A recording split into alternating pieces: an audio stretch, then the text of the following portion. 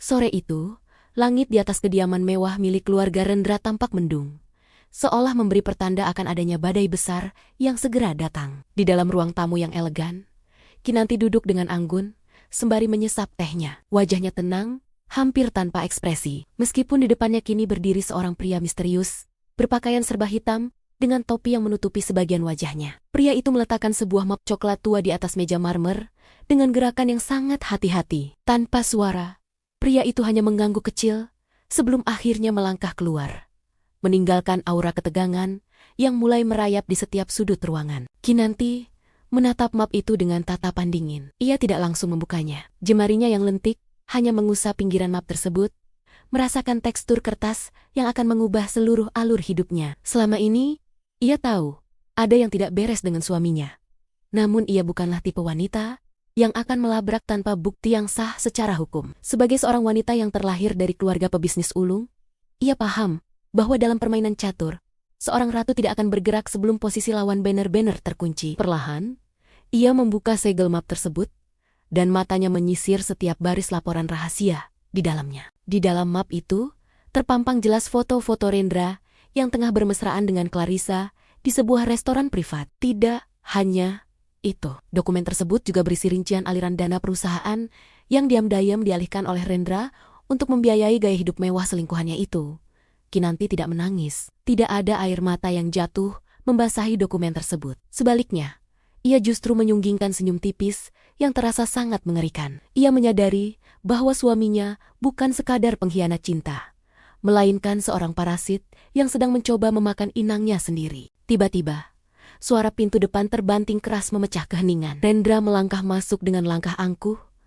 Dasinya sudah dilonggarkan, dan aroma parfum wanita yang asing tercium menyengat dari jasnya. Tanpa rasa bersalah, ia melempar tas kerjanya ke sofa di dekat Kinanti dan berteriak ketus tanpa memandang wajah istrinya. "Kinanti, kenapa makan malam belum siap di meja? Sudah kubilang berkali-kali. Jadi istri itu yang becus sedikit. Kamu itu cuma dudak-dudak di rumah, menghabiskan uangku.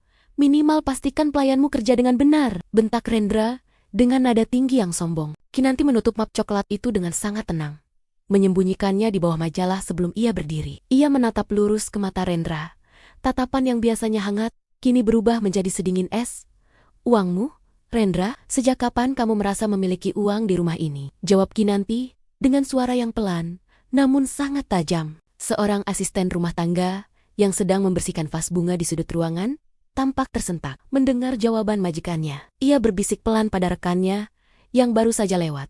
"Aduh, belum pernah aku melihat Bu Kinanti bicaranya sedingin itu. Sepertinya Pak Rendra benar-benar sudah kelewatan kali ini." Rendra tertawa meremehkan, tidak menyadari bahwa di balik ketenangan istrinya, sebuah jerat hukum dan finansial sudah mulai terpasang di lehernya. Ia merasa berada di atas angin, tanpa tahu bahwa pria misterius yang datang tadi telah menyerahkan kunci untuk menghancurkan seluruh dunianya. Kinanti hanya berbalik perlahan, meninggalkan suaminya yang masih mengoceh sombong, sembari membatin bahwa waktu bagi Rendra untuk menikmati kemewahan ini hanya tinggal hitungan hari saja. Di sebuah restoran rooftop eksklusif yang hanya bisa dipesan oleh kalangan elit, Rendra duduk berhadapan dengan Clarissa. Cahaya lampu kota yang berkilauan di bawah mereka seolah menjadi saksi dari rencana busuk yang sedang mereka rayakan. Rendra menuangkan sampahnya mahal ke gelas Clarissa dengan senyum lebar yang penuh kemenangan. Tidak ada lagi jejak kelelahan setelah membentak Kinanti di rumah tadi. Yang ada hanyalah ambisi yang meluap-luap untuk segera menguasai seluruh kekayaan yang sebenarnya bukan miliknya. Clarissa menyesap minumannya. Matanya berkilat saat ia mengeluarkan sebuah dokumen dari tas bermereknya. Ia menggeser dokumen itu ke hadapan Rendra dengan gerakan provokatif. "Sayang, tinggal satu langkah lagi. Jika kamu bisa membuat Kinanti menandatangani surat pengalihan aset gedung utama ini dengan alasan investasi keluarga, maka semuanya akan resmi menjadi milik kita." "Dia itu kan bodoh dan penurut. Pasti dia tidak akan curiga kalau kamu yang memintanya," ucap Clarissa dengan nada manja yang licik. Rendra tertawa terbahak-bahak, suara tawanya terdengar kasar dan meremehkan. Ia menyandarkan tubuhnya ke kursi kulit, sembari memutar-mutar gelasnya. "Kamu benar, Kinanti itu terlalu naif. Dia pikir, dengan menjadi istri yang setia dan diam di rumah, aku akan mencintainya selamanya. Dia tidak tahu kalau selama ini aku hanya memanfaatkan nama besarnya untuk membuka pintu bagi para investor. Bagiku, dia hanyalah berangkas berjalan yang kuncinya sudah ada di tanganku. Balas Rendra dengan kesombongan yang melangit. Ia bahkan tidak merasa perlu merendahkan suaranya. Seolah-olah seluruh dunia sudah berada di bawah kendalinya. Di meja sebelah, dua orang rekan bisnis yang mengenal keluarga Kinanti sempat mencuri pandang. Salah satu dari mereka berbisik pelan. "Bukankah itu Rendra, suami Kinanti?" Berani sekali dia bermesraan terang-terangan dan bicara seperti itu tentang istrinya. Padahal semua orang tahu, tanpa modal dari keluarga Kinanti, dia bukan siapa-siapa. Namun, Rendra tidak peduli. Keserakahannya telah membutakan logikanya. Ia sudah membayangkan bagaimana ia akan mendepak Kinanti ke pinggiran kota dan mengubah rumah mewah mereka menjadi istana untuk Clarissa. Di matanya, Kinanti hanyalah penghalang yang sebentar lagi akan ia singkirkan dengan cara yang paling hina. Ia sama sekali tidak menyadari bahwa setiap kata-kata kasarnya malam itu telah terekam dengan sempurna melalui perangkat penyadap kecil yang sengaja dipasang di bawah meja restoran tersebut oleh tim ahli yang disewa istrinya. Clarissa kemudian mengelus tangan Rendra. Senyumnya semakin lebar. "Setelah gedung itu atas nama kita bisa menjualnya dan pindah ke luar negeri. Biarkan saja istri kolotmu itu menangis di rumah kosongnya nanti. Dia pantas mendapatkan itu karena terlalu lemah." Provokasi Clarissa lagi, yang disambut Rendra dengan anggukan mantap. Malam itu, di tengah kemewahan yang mereka nikmati, dari uang yang bukan milik mereka, keduanya merasa telah memenangkan permainan. Mereka tidak tahu bahwa di sudut ruang kerjanya yang gelap, Kinanti sedang mendengarkan setiap detik percakapan mereka melalui komputer tabletnya. Wajah Kinanti tetap tenang, namun matanya memancarkan sinar yang mematikan. Ia mencatat setiap aset yang mereka sebutkan, memastikan bahwa saat ia menarik pelatuk balas dendamnya nanti, tidak akan ada satu lubang pun bagi mereka untuk melarikan diri. Malam semakin larut, namun Kinanti masih terjaga di depan layar monitornya. Ia baru saja menerima kiriman file digital terbaru dari informannya. Kali ini, bukan sekadar rekaman suara atau dokumen transaksi, melainkan sebuah video pendek yang diambil secara sembunyi-sembunyi dari akun media sosial privat milik Clarissa. Di dalam video itu, terlihat Rendra sedang tertawa terbahak-bahak sambil memegang foto pernikahan mereka saat Kinanti dan Rendra bersanding di pelaminan. Dengan gerakan kasar yang menghina, Rendra menkoret-koret wajah Kinanti di foto itu menggunakan spidol merah. "Lihat ini, Clarissa. Wajah wanita ini sangat membosankan. Dia pikir dia ratu di rumah ini, padahal dia hanya pengasuh harta yang sedang kutunggu warisannya," ejek Rendra yang disambut tawa melengking dari Clarissa. Belum cukup sampai di situ, Rendra kemudian merobek foto tersebut dan melemparnya ke tempat sampah. Bagi Kinanti, itu bukan sekadar kertas yang robek, melainkan situ sisa harga diri yang selama ini ia jaga untuk keutuhan rumah tangganya. Tangan Kinanti sempat bergetar sesaat.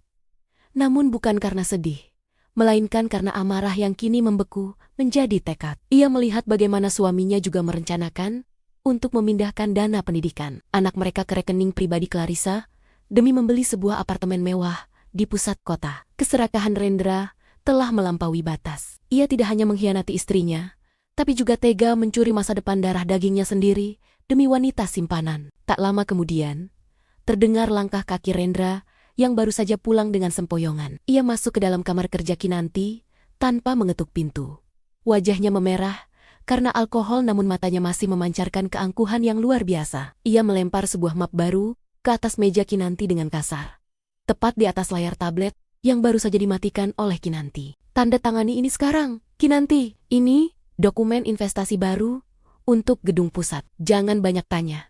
Kamu itu tidak paham bisnis. Tugasmu cuma tanda tangan dan pastikan namaku punya kuasa penuh di sana. Cepat, jangan buat aku menunggu," bentak Rendra dengan nada yang sangat merendahkan, seolah sedang bicara pada pelayan rendahan. Kinanti menatap map itu, lalu beralih menatap suaminya. Untuk pertama kalinya, ia tidak melihat Rendra sebagai pria yang ia cintai, melainkan sebagai target yang harus dimusnahkan secara taktis. Di sudut pintu, seorang asisten rumah tangga yang hendak mengantar air minum tak sengaja melihat kejadian itu. Ia berbisik ketakutan pada rekannya. "Pak Rendra sudah gila. Berani sekali dia membentak Bu Kinanti seperti itu." Padahal, dia tidak tahu kalau tadi Bu Kinanti sudah menelepon pengacara pusat. Kinanti tetap tenang. Ia mengambil pena di meja, namun tidak untuk menandatangani dokumen tersebut. Ia hanya menggatuh kenggetikan pena itu di atas meja dengan irama yang konstan. menciptakan suasana yang mencekam. "Rendra, kamu bilang aku tidak paham bisnis?" tanya Kinanti, dengan suara yang sangat rendah, namun menggetarkan ruangan. Ia tersenyum sangat tipis. Sebuah senyuman yang tidak mencapai matanya. "Kamu benar, aku mungkin tidak paham bisnismu yang kotor itu, tapi aku sangat paham bagaimana cara menghancurkan sebuah parasit yang sudah terlalu kenyang menghisap inangnya." Rendra tertegun sejenak. Namun rasa sombongnya menutup pintu logika. "Apa katamu? Berani-beraninya kamu bicara begitu padaku? Ingat, tanpa aku, perusahaan ini tidak akan berjalan," teriak Rendra lagi sambil menggebrak meja. Kinanti tidak bergeming. Ia hanya bangkit dari kursinya, membawa tabletnya, dan berjalan keluar ruangan tanpa menoleh sedikitpun. Di dalam kepalanya, rencana silent move sudah berjalan. Besok pagi, dunia Rendra tidak akan pernah sama lagi. Pagi buta, saat Rendra masih terlelap karena pengaruh alkohol semalam, Kinanti sudah berada di ruang kerjanya yang terkunci rapat. Suasana sangat sunyi. Hanya terdengar denting halus jemarinya yang menari di atas papan ketik komputer. Ia tidak sedang memeriksa laporan dapur, melainkan sedang memandu tim IT dan firma hukum papan atas untuk melakukan pembersihan besar-besaran. Dengan satu perintah singkat melalui enkripsi pesan, Kinanti mencabut semua hak akses digital Rendra dari sistem utama perusahaan yang secara hukum masih tercatat atas nama Yayasan Keluarga Besar Kinanti. Kinanti menatap layar monitor yang menampilkan grafik aliran dana. Ia mengeklik tombol bekukan pada 5 rekening korporat yang selama ini disalahgunakan oleh Rendra. Di layar lain, ia melihat data GPS mobil-mobil mewah yang diparkir di garasi rumahnya. Semua kendaraan itu kini telah ia klaim kembali sebagai aset operasional perusahaan. Tidak ada amarah di wajahnya, hanya konsentrasi penuh, layaknya seorang jenderal yang sedang memotong jalur logistik musuh sebelum pertempuran besar dimulai. Di saat yang sama, Kinanti menghubungi kepala keamanan di gedung pusat. Suaranya di telepon terdengar sangat dingin dan otoriter. "Mulai jam 8 pagi ini, batalkan semua kartu akses atas nama Rendra dan Clarissa. Jika mereka datang, jangan dilarang masuk. Tapi pastikan mereka tidak bisa menyentuh satu dokumen pun. Biarkan mereka masuk ke dalam jebakan yang sudah aku siapkan." Perintahnya singkat. Di luar ruangan, 2 orang staf kepercayaan yang sudah lama bekerja untuk keluarga Kinanti tampak bersiap-siap. Mereka membawa koper-koper berisi dokumen asli kepemilikan tanah dan saham. Salah satu dari mereka berbisik pelan. Akhirnya, ibu bergerak juga. "Kasihan Pak Rendra. Dia pikir dia sudah di atas awan. Padahal ibu baru saja menarik tanah tempat dia berdiri." Rekannya hanya mengangguk mantap. Tahu bahwa jika Kinanti sudah bergerak dalam diam, tidak akan ada yang bisa selamat. Tak lama kemudian, Kinanti keluar dari ruangannya dengan pakaian kerja yang sangat formal dan tajam. Ia melewati Rendra yang baru saja terbangun dan tampak kebingungan mencari ponselnya yang sudah disadap total. Rendra mencoba berteriak memanggilnya, bertanya tentang sarapan atau dokumen semalam. Namun Kinanti terus berjalan tanpa menoleh sedikitpun. Baginya, pria yang ada di sofa itu kini hanyalah orang asing yang sedang menunggu waktu untuk diusir dari propertinya. Sambil melangkah menuju mobil jemputannya, Kinanti menelepon manajer bank pribadinya. "Blokir semua kartu kredit tambahan yang terhubung dengan akun utama saya. Ya, termasuk milik suami saya. Sekarang juga," ucapnya sembari menutup pintu mobil dengan dentuman yang mantap.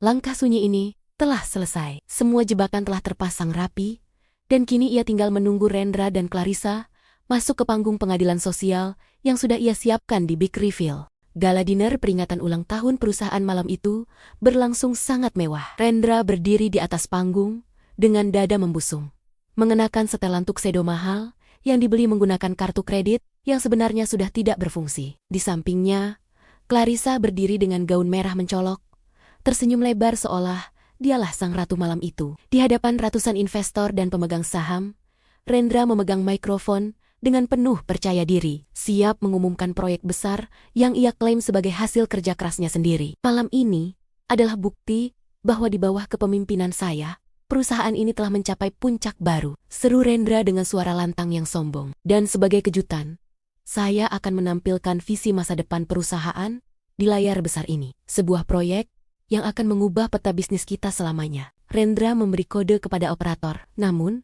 bukannya menampilkan slide presentasi bisnis, layar raksasa di belakangnya justru menjadi gelap sesaat sebelum menampilkan video berkualitas tinggi. Seluruh ruangan mendadak sunyi senyap saat suara rekaman percakapan Rendra dan Clarissa di restoran rooftop tempo hari menggema di seluruh aula. Di layar itu, terpampang jelas video Rendra yang mencoret-coret foto Kinanti dan menyebut para investor sebagai sapi perah yang bodoh. Wajah Rendra mendadak pucat pasi. Ia menoleh ke arah operator, berteriak dengan nada panik yang kasar. "Woi, apa-apaan ini? Matikan! Cepat matikan layarnya. Siapa yang berani menyabotase acaraku?" Teriaknya sembari mencoba merampas kontrol dari meja teknisi. Namun, semua akses telah dikunci. Clarissa di sampingnya hanya bisa menutup mulut dengan tangan, gemetar melihat bukti perselingkuhan dan rencana pencucian uang mereka terpampang nyata di depan semua kolega bisnis. Di tengah kekacauan itu, pintu utama aula terbuka lebar. Kinanti melangkah masuk dengan gaun hitam yang sangat elegan, dikawal oleh 2 pengacara senior dan beberapa petugas keamanan. Langkah kakinya terdengar mantap di atas lantai marmer, menciptakan irama yang mencekam. Semua mata tertuju padanya. Salah seorang investor besar berbisik ketat. "Lihat itu, Bu Kinanti muncul." Ternyata selama ini dia tidak diam saja. Rendra benar-benar sudah menggali kuburannya sendiri. Kinanti menaiki panggung dengan tenang. Ia mengambil alih mikrofon dari tangan Rendra yang gemetar. Dengan tatapan sedingin es, ia menatap suaminya yang kini tampak seperti tikus kecil yang terpojok. "Rendra, kamu bilang ini acaramu?" "Kamu salah," ucap Kinanti dengan suara yang sangat stabil namun berwibawa melalui pengeras suara. "Acara ini adalah pengumuman pengunduran dirimu secara tidak hormat. Dan untuk kalian semua yang ada di sini, perkenalkan, saya Kinanti, pemilik tunggal dari 80% saham yang selama ini dikelola secara ilegal oleh pria ini. Mulai detik ini, semua kontrak yang ditandatangani atas nama Rendra dinyatakan batal demi hukum." Ruangan meledak dalam bisik-bisik dan keterkejutan. Rendra mencoba memegang tangan Kinanti, mencoba berakting seolah ini hanya kesalahpahaman. Namun Kinanti menepisnya dengan gerakan yang sangat jijik. Di layar besar, dokumen-dokumen bukti transfer ilegal ke rekening pribadi Clarissa mulai bergulir, membuat semua orang di ruangan itu tahu bahwa pahlawan bisnis yang mereka sanjung selama ini hanyalah seorang penipu kelas teri. Aula yang tadinya megah kini terasa seperti ruang interogasi bagi Rendra. Suasana riuh rendah dengan cemoohan para kolega yang merasa tertipu. Begitu Kinanti turun dari panggung, beberapa petugas keamanan berseragam gelap langsung mengepung Rendra dan Clarissa. Rendra mencoba merogoh saku jasnya, hendak mengeluarkan ponsel untuk menghubungi koneksi orang kuatnya, namun seorang petugas dengan tegas menahan tangannya. "Maaf, Pak Rendra, ponsel dan semua perangkat elektronik milik perusahaan harus disita sekarang juga," ucap petugas itu dengan suara bariton yang tidak bisa dibantah. Rendra meronta, wajahnya memerah padam karena malu dan marah. "Lepaskan. Kalian tahu siapa saya? Saya bos di sini." "Kinanti, hentikan kegilaan ini sekarang, atau kamu akan menyesal," teriaknya dengan nada kasar yang kini terdengar putus asa. Namun, Kinanti bahkan tidak menoleh. Ia justru sibuk bersalaman dengan para investor yang kini justru mendekatinya untuk memberikan dukungan. Di sisi lain, Clarissa mencoba menyelinap pergi melalui pintu samping. Namun, langkahnya terhenti saat 2 petugas wanita menghalangi jalannya. "Nona Clarissa, Anda juga dilarang meninggalkan tempat ini. Kami memiliki surat perintah penyitaan aset, termasuk apartemen dan mobil mewah yang Anda tempati, karena semuanya dibeli dengan dana penggelapan," tegas petugas tersebut. Clarissa berteriak histeris, menyadari bahwa kehidupan mewahnya baru saja menguap seperti asap. Kehancuran belum berakhir. Di layar besar yang masih menyala, muncul notifikasi real-time dari Bank Pusat. Satu persatu, aset yang selama ini dibanggakan Rendra berubah status menjadi sita jaminan. Rumah mewah yang ia tempati, villa di Bali, hingga koleksi jam tangan mahalnya, semuanya kini kembali ke tangan yayasan keluarga Kinanti. Seorang mantan rekan bisnis Rendra meludah ke lantai sambil melintas di depannya. "Cuy, ternyata kamu cuma parasit yang hidup dari ketiak istri. Memalukan," hina pria itu terang-terangan, membuat mental Rendra benar-benar hancur di depan publik. Rendra terduduk lemas di lantai panggung, dasinya miring, dan rambutnya berantakan. Ia melihat ke sekeliling, namun tidak ada satupun orang yang menatapnya dengan rasa kasihan. Semua orang melihatnya sebagai sampah yang baru saja dibersihkan dari ruangan. Ia kehilangan jabatan, kehilangan harta, dan yang paling menyakitkan bagi pria narsistik sepertinya, ia kehilangan harga dirinya di hadapan orang-orang yang selama ini ia remehkan. Kinanti berjalan perlahan mendekat, berdiri tepat di depan suaminya yang sedang bersimpuh. Ia tidak merendahkan tubuhnya. Ia tetap berdiri tegak, memandang Rendra dari ketinggian yang tak terjangkau. "Rendra, Kamu bilang aku bodoh? Tanya Kinanti, dengan nada yang hampir berbisik, namun sangat mematikan. Ternyata, bahkan untuk menjadi seorang penipu pun, kamu tidak cukup pintar. Aula yang mulai kosong meninggalkan gema, suara tangisan yang menyedihkan. Rendra, pria yang beberapa jam lalu berteriak penuh keangkuhan, kini benar-benar hancur. Saat petugas keamanan mulai menggiringnya menuju pintu keluar, ia tiba-tiba meronta dan menjatuhkan diri tepat di bawah kaki Kinanti. Ia bersujud, memegang ujung sepatu Kinanti dengan tangan yang gemetar hebat. Tidak ada lagi sisa-sisa wibawa. Yang tersisa hanyalah seorang pria pengecut yang ketakutan akan masa depan di balik jeruji besi. Kinanti, tolong. Aku mohon, maafkan aku. Aku khilaf. Aku dijebak oleh Clarissa. Dia yang menghasutku untuk melakukan semua ini. Rintih Rendra dengan suara serak yang dipenuhi air mata buaya. Ia menoleh ke arah Clarissa yang juga sedang diamankan, mencoba melemparkan semua kesalahan pada selingkuhannya itu demi menyelamatkan kulitnya sendiri. Clarissa yang mendengar itu langsung berteriak histeris dari kejauhan. Dasar jantan tidak berguna. Kamu yang memohon padaku untuk membantumu mencuri harta istrimu. Sekarang kamu mau cuci tangan. Keributan di antara dua pengkhianat itu menjadi tontonan yang menjijikkan bagi beberapa staf yang masih tersisa di sana. Salah seorang karyawan senior yang sudah bekerja puluhan tahun untuk ayah Kinanti mencibir, benar-benar tidak punya urat malu. Dulu sombongnya setengah mati, sekarang menangis seperti anak kecil. Rendra tidak memedulikan hinaan itu. Ia terus memohon, mencoba meraih tangan Kinanti. Kinanti, ingat anak kita, bagaimana nasibnya? Kalau ayahnya dipenjara, aku berjanji akan berubah. Aku akan menjadi suami yang penurut. Tolong tarik laporanmu. Jangan biarkan bank menyita semuanya. Aku tidak punya tempat tinggal, Kinanti. Aku tidak punya apa-apa. Kinanti tetap berdiri tegak, dengan tangan bersedekap. Ia menatap ke bawah, ke arah pria yang pernah ia cintai, namun kini ia pandang sebagai noda dalam hidupnya. Ekspresi wajahnya sama sekali tidak berubah. Tidak ada rasa kasihan. Tidak ada keraguan. Baginya, penyebutan nama anak dari mulut seorang pria yang hampir mencuri dana pendidikan anaknya sendiri adalah penghinaan terakhir yang tak termaafkan. Kamu bilang, ingat anak kita, Rendra, tanya Kinanti, dengan nada suara yang sangat tenang, namun penuh tekanan. Justru karena aku mengingat anakku, aku menyingkirkan racun seperti kamu dari hidupnya. Kamu tidak sedang mengkhawatirkan anak kita. Kamu sedang mengkhawatirkan dirimu sendiri yang akan tidur di lantai semen penjara malam ini. Rendra semakin histeris. Ia mencoba memeluk kaki Kinanti dengan erat. Aku akan melakukan apa saja, Kinanti. Jadi, pelayanmu pun aku mau. Asalkan jangan biarkan aku miskin. Tolong. Namun, sebelum ia sempat melanjutkan ratapannya, petugas keamanan menarik bahunya dengan kasar, memaksanya berdiri, dan menyeretnya keluar dari aula mewah yang kini sudah bukan lagi dunianya. Suara teriakan memohon Rendra perlahan menghilang di lorong gedung, meninggalkan keheningan yang melegakan bagi Kinanti. Hujan mulai turun membasahi pelataran gedung saat petugas menggiring Rendra menuju mobil polisi. Sebelum pintu mobil ditutup, Kinanti berjalan mendekat dengan payung hitam yang dipayungi oleh asistennya. Ia berdiri di depan jendela mobil yang terbuka, menatap Rendra yang kini wajahnya sembab dan hancur. Tidak ada kemarahan di mata Kinanti. Hanya sebuah kekosongan yang jauh lebih menyakitkan daripada kebencian. Kinanti mengisyaratkan asistennya untuk menyerahkan sebuah koper kain kecil yang tampak usang. Ia melemparkan koper itu ke pangkuan Rendra. Itu adalah pakaian yang kamu pakai saat pertama kali datang melamar kerja di perusahaan ayahku 10 tahun yang lalu. Hanya itu yang tersisa darimu, Rendra. Segala sesuatu yang kamu pakai sekarang, jam tangan itu, sepatu itu, bahkan pakaian dalammu adalah milik perusahaanku. Aku tidak akan mengambilnya.